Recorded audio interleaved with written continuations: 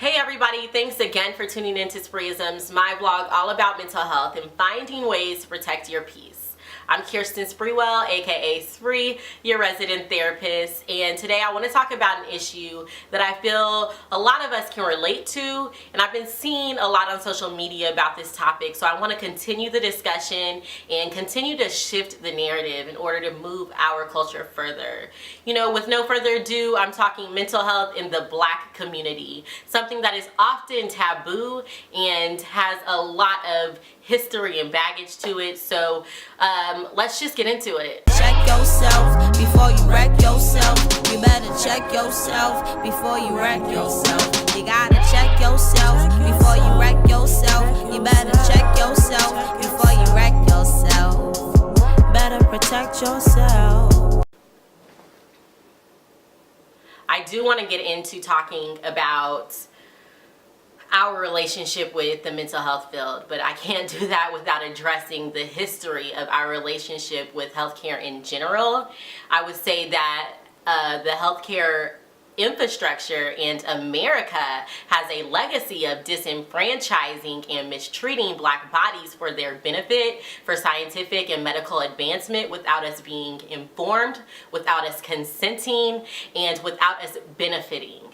We can go into the different topics of different things that have happened, and so I'm gonna get into that now.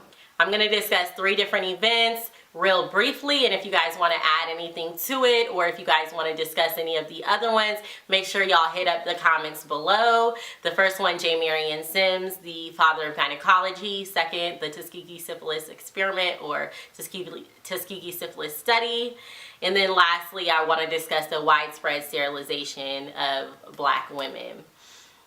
Now, J. Marion Sims, if anybody doesn't know who that is, it's a doctor who in 1845 to about 1849, I believe, did surgeries on Black women for experimentation. And they were slaves at the time, so they didn't have any say over their bodies. It was against their will, and it was why they were awake without anesthetics, which is extremely unethical.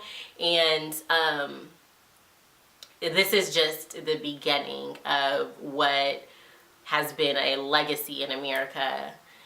Secondly, Tuskegee syphilis study, for those who don't know about that, and I feel like a lot of people know about the Tuskegee syphilis study, so just real briefly, it took place for like 40 years with they started with about 400 men, and they were giving them syphilis, saying that they were doing treatments on their blood, but they weren't. They were giving them syphilis and not even caring about all the people that it would affect. There's people in Tuskegee today, and it's a very sensitive topic because people are still, you know, suffering from this disease, and they are still suffering from the mental and emotional baggage that it has left them with. And then when we get into just everything that they had to do, even up into the early 2000s and in the 90s, to just get back some type of reparations, I mean, come on. Come on, like,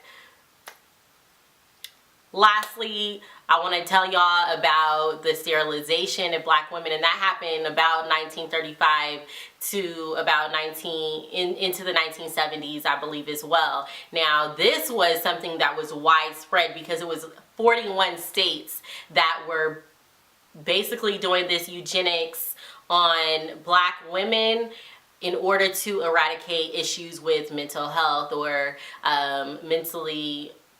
what they were calling mental retardation at the time, and just basically eliminating what they didn't feel like what should be a part of our genetics as a human race. So they were basically feeling like they needed to play God. They were using our bodies without our consent. Even people who were illiterate, they were having them sign off and sign away to sterilize their babies as young as 12 years old. And just so that we wouldn't be reproducing, because y'all know they basically trying to remove us, but it hasn't worked yet. And when you just think about the healthcare system and healthcare infrastructure, they put us at this distance, and remove us from having accessibility a lot of the times. I even have a client who I have been trying to get a psychiatrist for so she could, state, this is somebody who has a psychosis and there is no psychiatrist in her area. She doesn't have transportation in her family, and where she lives, there's no busing system to get to a different area to where she can get a psychiatrist. So it was left up to basically me and somebody else on the team to transport her to get medical care so that she can be on medication. Now, after I stopped working with her, of course, she wasn't able to continue medication because she didn't have that support. So the thing is, like, how are we going to move out of this system that is keeping us at bay from medical treatment that is ethical, and move into a system where we are able to have access and have knowledge? There has been studies where it is shown that doctors do not educate their Black clients as well as they educate, their white counterparts. And so they're not getting as much say in what happens. They just basically have to take the recommendation that the doctor gives, which is giving them more say over our bodies than it is giving us. And that's historically, and that's current research as well.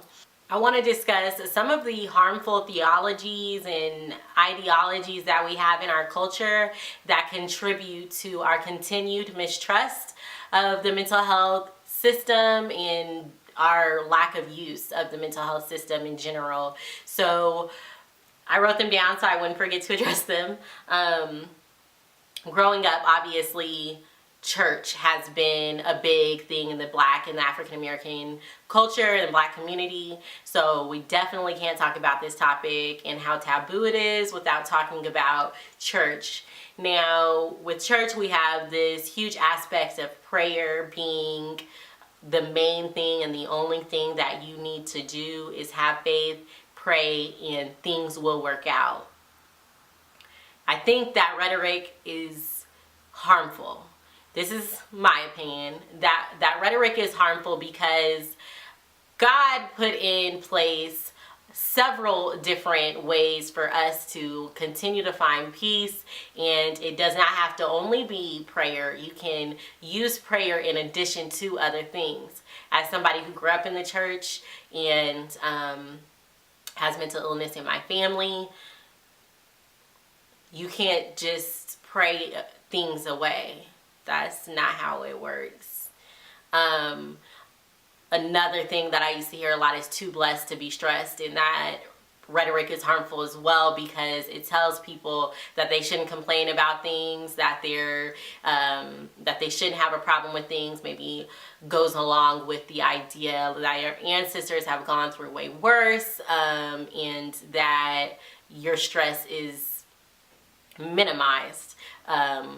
Stress leads often into depression, anxiety, overwhelm, anger, a lot of different issues that can fester into mental illness. And so when we minimize stress, we eliminate the conversation of what is really going on with someone and how can we help. So we don't want to minimize things anymore. We want to have real conversations about what is going on and not eliminate these conversations that we need to be having.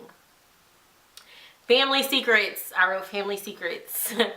That's a big one in the Black community. Our family business stays in the house. Like, you don't just be talking about what's going on in the house out there when you're playing with your friends or, to the teacher. You don't go talking about the business in the house. And so with that being a part of our culture and something we hold on to dearly, it definitely will negatively affect us using mental health professionals as assistants or as tools for achieving mental health and achieving the goals that we want to achieve in general. Another thing that I heard a lot growing up was mental illness being a white people thing, which is actually not true, because African Americans are 20% more likely to suffer from mental illness, and that's because all of the things that we have gone through, this idea of generational trauma and just, you know, being predisposed to different things, and then also the environments that we are often in, often riddled with violence and drug use, and often at times just the systematic racism that we face is going to be environmental stressors that can contribute to mental illness. And obviously we are disproportionately disenfranchised, and so that would create more of an opportunity for mental illness to grow in that space. So that's absolutely false. And then I just wanted to talk about redefining strength in the idea of just everything that we have gone through as a people. We are, you know, we have a lot of pride, even in, you know, with the use or the discussion of hip-hop culture being very egotistical. We don't talk about vulnerabilities as comfortably as we should. It should be something that as a community, since, you know, we are a community, we want to be able to support and talk to people about what we're going through in a safe environment. And so when we are often ridiculed for being vulnerable, females and males, and then that's a whole nother thing with the hypermasculinity and all of that, but which I mentioned before, but I think that we need to start redefining what strength looks like. And I talk to my clients a lot about vulnerability being a true strength, because you have to have so much humility and so much self-awareness to be able to talk about what you're really going through. And y'all know I've talked about this before if you watch my other videos, so I don't want to, you know, repeat myself on that. But, you know, I really think that this topic needs to be continued to be talked about, and so I'm gonna continue to talk about it in different facets. I want to get into a couple statistics. Let's get into some stats. African Americans are 20% more likely to report serious psychological distress than their white counterparts. African Americans living below the poverty line are 3 times more likely to report serious psychological distress than those living above the poverty line. This does not necessarily mean they are involved in therapy or seeking mental health assistance.